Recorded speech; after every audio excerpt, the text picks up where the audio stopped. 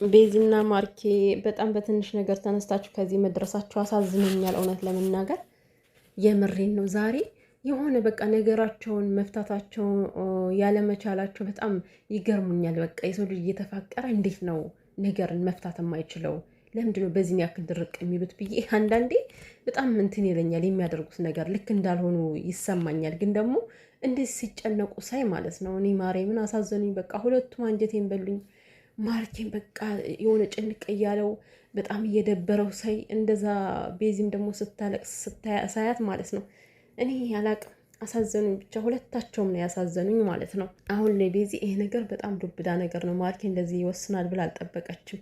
ምክንያቱም በትናንትናው ዕለት ሰምቻታለሁኝ ከዚህ በኋላ ከቤቴ እንዳትመጭ ከቤትሽ አልመጣም ሲላት እመጣለሁ ምን ታመጣለህ እያለችው ነበር። ያ ማለት ከነገሮች ላይ እንዳልቆረጠች እኔ ተረድቻለሁ። ግን ይሁን ያን ሰው እያፈቀራችሁት ነገሮችን መቁረጥ እንደማትችሉ እያወቃችሁ በዚህ ያክል የምትደርቁት ነገር አይገባኝም። ሰላም ሰላም ቤተሰብ እንዴት ናችሁልኝ? ደህና ናችሁ አላችሁ? ውዶችዬ ኑሩልኝ ኑሩልኝ ኑሩልኝ ባላችሁበት ቦታ ዘና ፈታ እያላችሁ እንግዲህ ለነገሩ ምን የሚያፍታታ ነገር አለ የኔ ውዶች? የምር ያስደብራል ያለው ነገር። በተለይ ጥንዶች በጣም እኛ እንወዳቸዋለን። ሚዲያ ላይ ሲጠፉ እንኳን እንዴት እንደምንሆን የእኛን ችግር ማለት የእኛን መውደድ አያዩም። እነሱ በጣም ችግር አለባቸው፣ ግን እኛን አይረዱን። ችግር የለውም ለራሳቸው ግን ህይወታቸውን በዚህ አይነት መንገድ ባይበትኑ ደስ ይለኛል። እና ያው እኔም ጠፍቻለሁ። ከትናንት ወዲያ እንኳን አልነበርኩም። ያው ትናንት አንድ ቪዲዮ ጣል አደረኩ፣ በዛው ጠፋው ማለት ነው። ቢዚ ሁኛለሁ ሰሞኑን ማለት ነው። ቤተሰብ የስራው ነገር አይነገር አይወራ ነው በቃ። እና ዛሬ እንግዲህ ቡታጅራ ሄዳለሁ እያለ ነው ማርኬ። በመጀመሪያ ቡታጅራ አይሄድም ማርክ። ይሄ ናት የተባለ ይሄን ሽላሊት ምን ልበለው እኔ ቃላት አሁን ሌላ ነገር መናገርም አልፈልግም። በቃ እነሱ ለሚያዘበራርቁት ነገር እኔ ከዚህ ጋር ለምን አፌ ይቆጠራል? ማርያምን እንደዛ ባይሆን ኑሮ ማለት ነው ልኩን ነግረው ነበር። ይሄ ቆሽታም ምቀኛ፣ የሰው ደስታ የማያስደስተው ሰው ቢኖር ናቴ ነውና ለሷ ማትሆነው ሴት በዚህን ያክል እየዞረ የሚያመሰቃቀል። ብቻ አንተ የስራህን ይስጥ፣ የስራህን ታገኛለህ ደግሞ። እና ምንድነው እንግዲህ እንደነገርኳችሁ ማርኬ ቡታጅራ ሄድን፣ ቤት ሊለቅ ነው። በዚህ በናቴ ምክንያት ነው እንግዲህ ልቀቅም የተባለው ይመስለኛል። ምክንያቱም እየተናገረ ነበር። የአዲስ አበባ ሰው ደግሞ እንደምታውቁት ተከራይታችሁ ስትኖሩ ሰቀቀን ነው ሁሌም። እውነት ፈጣሪ አምላክ የራሳችሁን ቤት ይስጣችሁ ነው ማለት የምፈልገው። የሰው እጅ የሰማይ ደጅ አይደል የሚባለው። የአዲስ አበባ ቤት ክራይ ደግሞ እንደዛ ነው። የሰው እጅ እንደመቁጠር ነው። በገንዘባችሁ ከፍላችሁ እየኖራችሁ ስቃይ ነው። ስለዚህ እየጮኸ ባለፈው ስለመጣ እንኳን ጮኸት አይደለም ሰው ሁሌ የምታመላልሱ ከሆነ ችግር አለባቸው። አካራዮች አይወዱም። ስለዚህ ቤት ተረበሸ ብሎ ይመስለኛል አሁን ማርክ ቤት ሊለቅ ነው። የ3 ወር አስትቶ ምንም ቡታጅራ የሚያስሄድ ነገር የለም። ቤቱን መልቀቅ ስለፈለገ ብቻ ነው እንጂ። ግን ደግሞ እንኳንም ቤቱን ሳይለቅ ሁሉንም ነገር ሳያወጣ ደረሰችበት። እኔ መድረሳቸው ደስ ብሎኛል። እንደው በዚህ መካከል እየወደድኳት የመጣው የቤዚን እህት ነው። አሁን እሷ የምታደርጋቸው ነገሮች በማስተዋል ነው። ነገሮችን እንደ ትልቅ ሰው ደግሞ ትልቅ ሰው ነች፣ ዋጥ ያለች ነችና ነገሮችን ማገናዘብ ትችላለች። አሁን እንደዚህ የምትመላለሰው ቤዚ ማለት ማርኬ ለቤዚ ይሆናታል፣ በጣም ይወዳታል ብላ ስለምታስብ ነው። ደግሞ ሀሳቧም ትክክል ነው እኮ እውነት። ማርኬውን በጣም ነው የሚያፈቅራት፣ ቤዚም እንደዚሁ በጣም ነው የምታፈቅረው። ግን ችግራቸው አፈቅርሻለሁ መባባል እንጂ ችግር ሲመጣባቸው እንዴት መፍታት አይችሉም። በቃ ጥንዶች የተባሉ እኮ ናቸው። እኔ ቤዚና ማርኬ ብቻ አይደሉም ጥንዶች የተባሉ አማርኛ ሁሉ እየተሳሳተኝ ነው።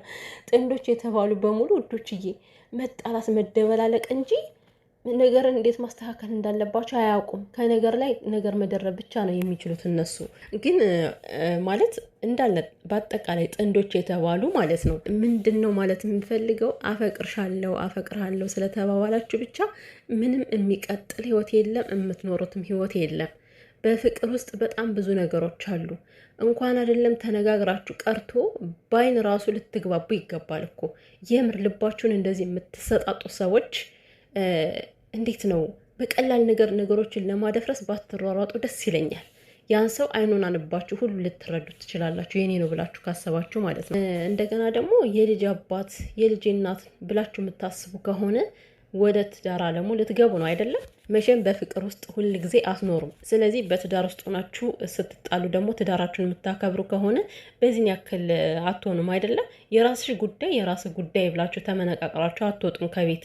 እዛ ቁጭ ብላችሁ እንደተማረ ሰው ችግራችሁን ትፈታላችሁ። ማንም ሳያስገባ ማንንም ሰው ሳታስገቡ በስርዓት ቁጭ ብላችሁ ችግራችሁን ትፈታላችሁ።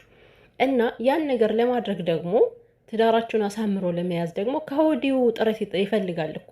ችግሮችን እንዴት መፍታት እንዳለባችሁ እናንተም እየተማራችሁ እኛንም እያስተማራችሁ ብትሄዱ ደስ ይለኛል። ለምን እኔ የማዞርበት ጥንድ የለም። ያው የምሰራበት ትንሽ ቢሆንም በጣም ብዙ ጥንዶችን ያለው ለእያንዳንዱ ሰርቼ ስለማልችና አቅም ስለሚያጥረኝና ሲጣሉ በቃ የሆነ የሚያፈቅሩት አይመስልም ያንን ሰው፣ ወይም ደግሞ ያ ሰው ይሄዳል ብለው አያስቡም። ሴቷም ሆነ ወንዱ ወይ ወንዷ ትቆርጣለች ብለው አያስቡም፣ ወይ ወንዱ ይቆርጣል ብለው አያስቡም። እና እንደፈለገ ይሆናሉ። ከዛ የመጨረሻው ሰዓት ይኸው ልክ እንደዚህ እንደ ማርኬና እንደ ቢዚ ነው የሚሆኑት ማለት ነው። እኔ አሁን እንደ ምሳሌ ስነግራችሁ ብዙ ጊዜ ሚዲያ ላይ መርዳት አልነበረም፣ አልተለመደም። ከሆነ ጊዜ ወዲህ ነው በቃ ሚዲያ ላይ ለሰው እየተረዳ ምናምን የምናየውና ከዛ ለአንድ ሰው እንኳን አንዲት ሴት ልጅ አንድ ሴት አልኩኝ ማንኛውም ሰው አንድ ሰው የሆነ የኔ ብጤ ጎዳና ተዳዳሪ የሆነ ምግብ ገዝቶ ምናምን የሚያበላ ቪዲዮ ከለቀቀ አንድ ሰው እግዚአብሔር ነው የምላችሁ ያንን ቪዲዮ አይቶ እኔም እኮ እንደዚህ ማድረግ እችላለሁ ብሎ ከዛ ነገር ትምህርት ይወስዳል።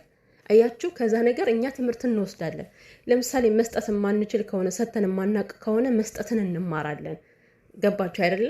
ግን ጥንዶች ይሄን አያስተምሩም። በቃ ችግር ይፈጠራል። ችግር እንዴት መፍታት እንዳለባቸው እኛ አይተናናቅም።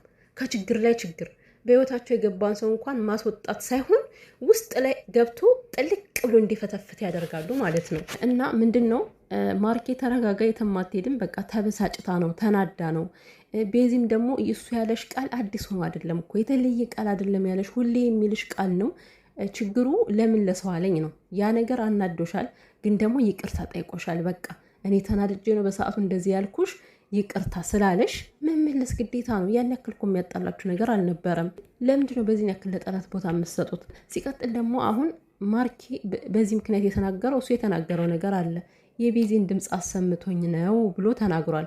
ያንን ድምፅ ሲሰማ ነው ማርኬ መናገር የቻለው እንደዛ ብሎ። ግን ያ ልጅ የሆነ ነገር አቀናጅቶ እንጂ ቤዚ ስለ ማርኬ እንደዚህ ክፉ ነገር ለናቲ አብሶ ለናቲ አታደርገውም።